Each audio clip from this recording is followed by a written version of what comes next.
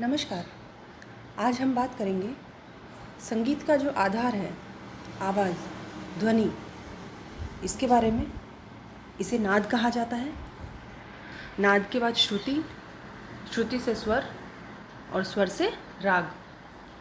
ये एक प्रक्रिया है। सबसे बेसिक जो रिक्वायरमेंट है म्यूज़िक के लिए वो है नाद। नाद का मतलब है आवाज़। और आवाज़ कैसी? देखिए, आवाज़ तो कई तरह की हो सकती है, कैसी भी हो सकती है। शोरगुल भी हो सकता है, तो मधुर भी हो सकती है। तो मधुर ध्वनि जो है, संगीत उपयोगी जो ध्वनि है, वो संगीत में नाद का काम करती है। इसके अलावा ध्वनि तो बहुत सारी है, नाद तो बहुत सारा है, पर उसे नाद नहीं, शोरगुल कहा जा सकता है, कोलाहल कहा जा सकता है। नाद उसे ही कहेंगे जो संगीत में उपयोगी ध्वनि है। नाद के विषय में 3 बातें मुख्य रूप से होती हैं, या उसकी विशेषताएं कह लीजिए। पहला, नाद का छोटा या बड़ापन। दूसरा, नाद की जाति अथवा गुण। और तीसरा, नाद की ऊंचाई या नीचाई। यूरोपीय जो नाद शास्त्री हैं, वो इसे मैग्नीट्यूड, टिम्बर और पिच कहते हैं। तो पहला जो विशेषता इसकी है वो है नाद का छोटा बड़ापन। देखिए, छोटा बड़ापन से क्या आशय है, इस बात को समझ लीजिए कि एक आवाज़ धीमे है और एक आवाज़ तेज़ है। कि किसी बात को हम जब कहते हैं तो धीरे से कहते हैं तो आवाज़ ज़रा कम दूरी तक पहुंचती है। उसी चीज़ का अगर हम ज़ोर से उच्चारण करते हैं तेज़ आवाज़ के साथ, तो वो ज़्यादा दूर तक पहुंचती है। धीमी जो आवाज़ है उसे आसपास बैठा हुआ व्यक्ति सुन पाएगा, और जो तेज़ आवाज़ है वो दूर तक बैठा हुआ व्यक्ति भी सुन सकता है। ये जो अंतर स्पष्ट करता है, ये है नाद का छोटा बड़ापन।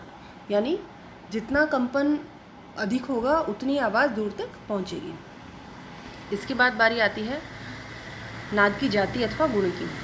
नाद की जाति अथवा गुण से आशय है कि हमें ये समझ आए कि ये इस व्यक्ति की आवाज़ है, ये इस इंस्ट्रूमेंट की आवाज़ है। इंस्ट्रूमेंट में भी कौन कौन सी वैरायटीज़ हैं।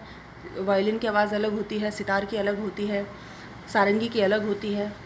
तो ये जो भेद हमें पहचानने का जो मिलता है एक नज़रिया, ये नाद की जाति की वजह से या उसके गुण की वजह से हमें पता चलता है।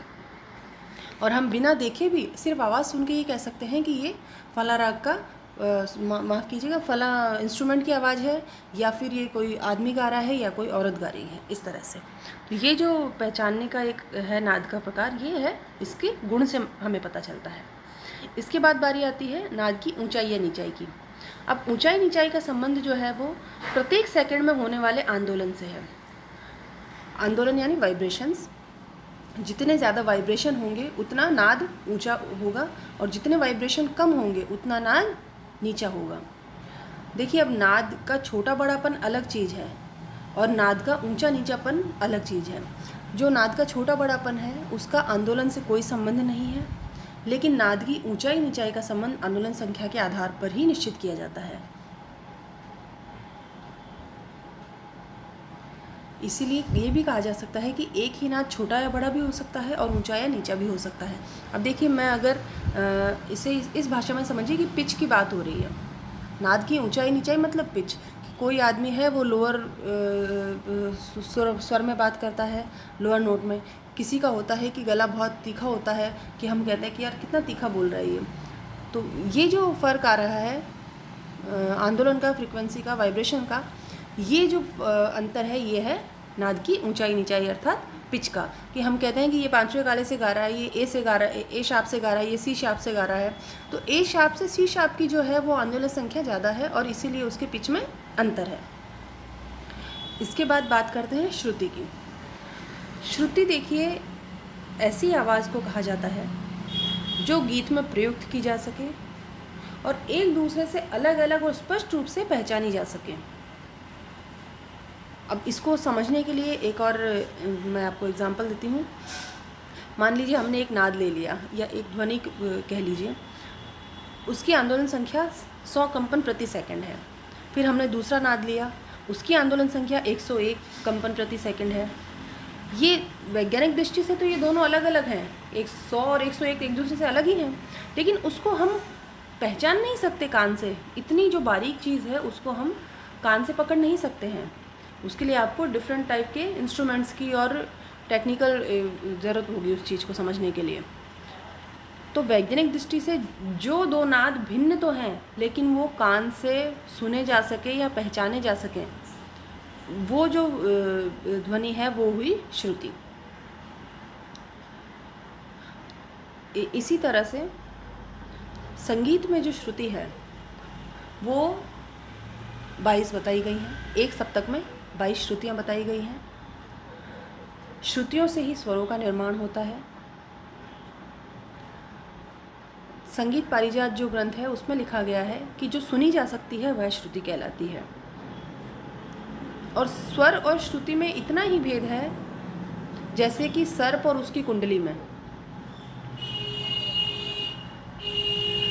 जो 22 श्रुतियाँ सप्तक में बताई हैं मैंने, एक सप्तक में 22 श्रुतियाँ होती हैं। वो श्रुतियाँ राग विशेष में अलग अलग स्वरों का रूप धारण कर लेती हैं। ये चीज़ें आपको धीरे धीरे समझ में आएंगी। अभी एकदम मैं कहूँगी और आपको तुरंत समझ में आ जाएगा, ऐसा नहीं है। क्योंकि जब आप रागी सीखेंगे तो आपको पता चलेगा कि स्वर तो वही 12 हैं, कोमल और विकृत मिला के, लेकिन उन्हीं 12 स्वरों के स्वरूप कितने अलग हो जाते हैं अलग अलग राग में प्रयुक्त होने पर। वो जो अंतर आता है वो श्रुतियों की वजह से ही आता है कि ग जो है वो भूपाली में भी है, यमन में भी है, लेकिन दोनों के लगाव में जो फ़र्क आता है वो अंतर आता है श्रुतियों की वजह से।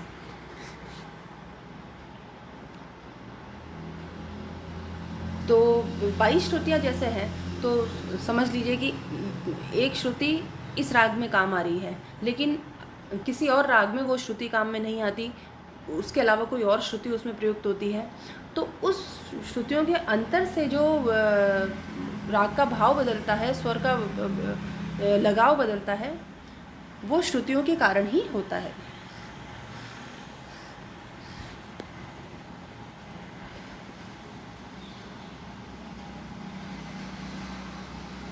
और ये भी कहा जाता है कि श्रुति जो है वो अनुरण जो अगर होता है श्रुति का तो वो स्वर बन जाती है, कि आप श्रुति पर ज़्यादा देर ठहर नहीं सकते हैं। अगर आप उसको दिखाएंगे रुक कर तो वो स्वर का रूप धारण कर लेगी।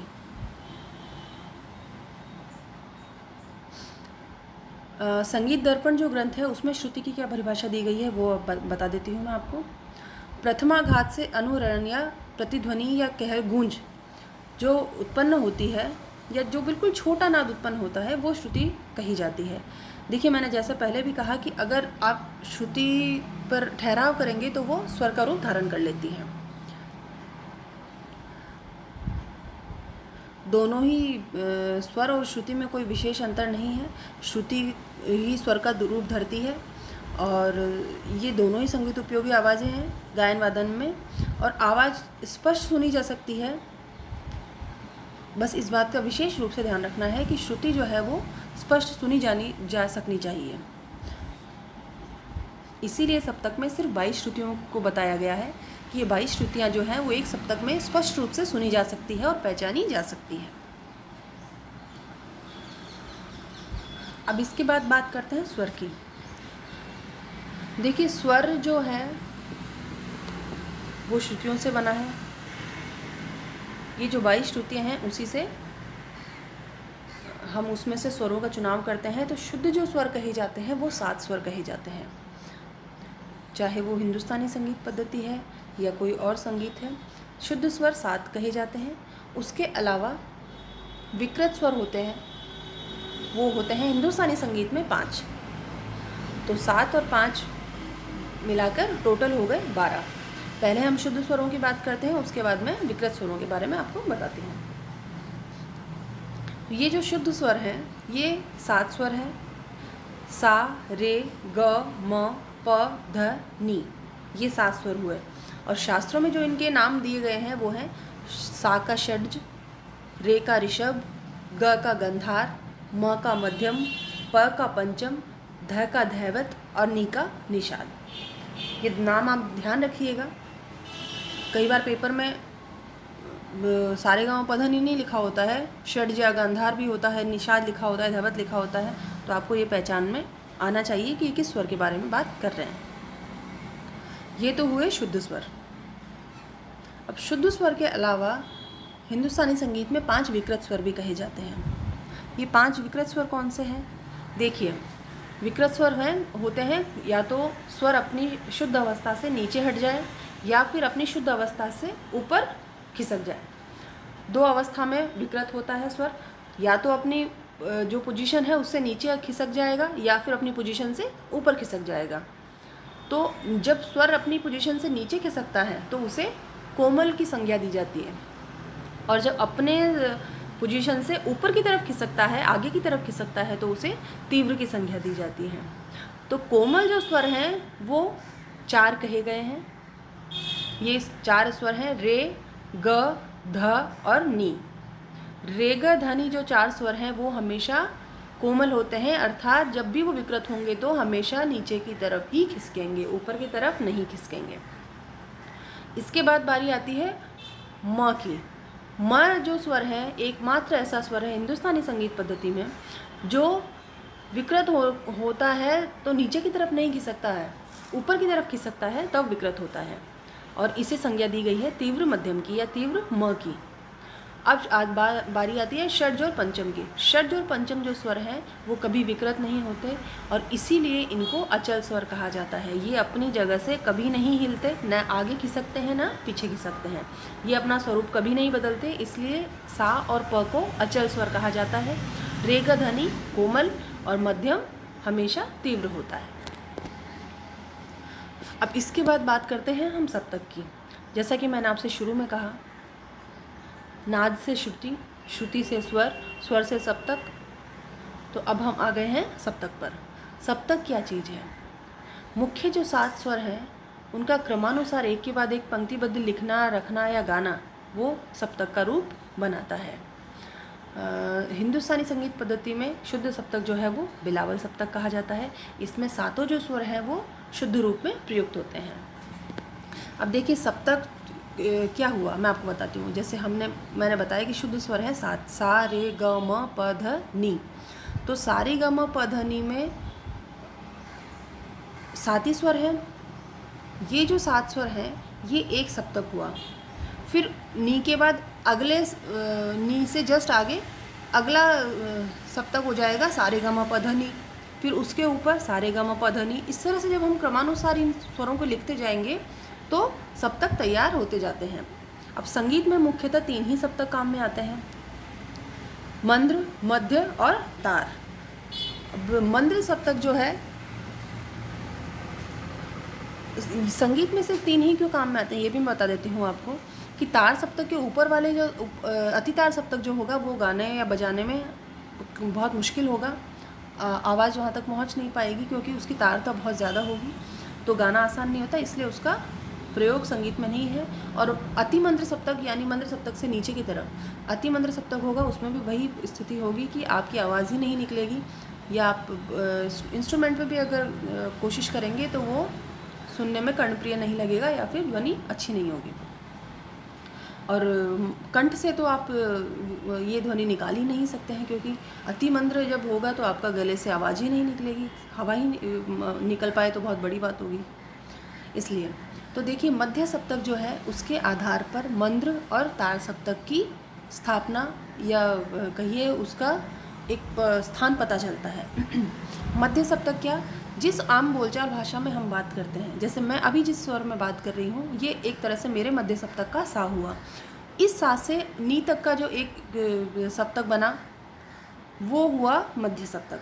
अब मध्य सप्तक से नीचे की तरफ जो क्रमानुसार नीचे ही चले जाएंगे कि सा से नी, ध, प, म, ग, रे, सा, तो ये सा से नी तक का जो सप्तक है वो मंद्र सप्तक कहलाएगा।